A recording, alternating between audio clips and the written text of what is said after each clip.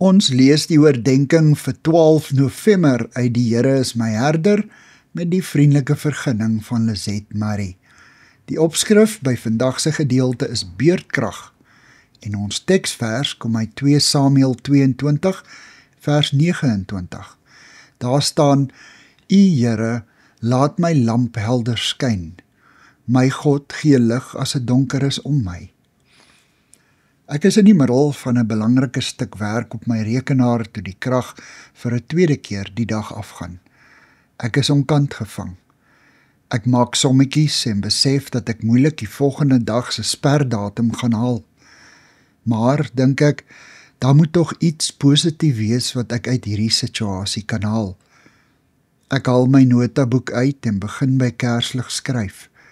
Beurtkrag. Dalk is dit my beurt vir krag. Moontlik wil God hê ek moet die donkerte gebruik om weer bestek op te neem van my lewe, my prioriteite, my verhouding met hom, my verhouding met mense en dinge.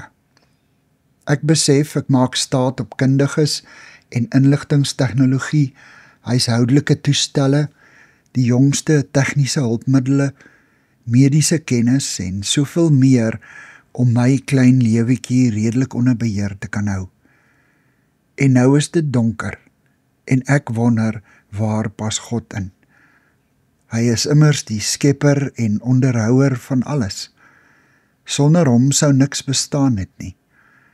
Hy is die bron van kennis en lewe en lig en krag. Sonder sy krag in my sou ek niks kon doen nie. Sy krag maak die donkerte weer lig. Die tema van lig teenoor donkerte kom dwars deur Dawid se lewe na vore. Die woorde in die teksversie bo kom uit die lied wat Dawid geskryf het nadat God hom uit Saul se mag verlos het. Vir Dawid was alles pikdonker. Hy het geen uitkoms gesien nie. Maar toe kom God en in sy almag maak hy alles lig. Vandag nog. Here, dankie vir u lig in die donkerte. Amen. Dankie vir die saamkuier.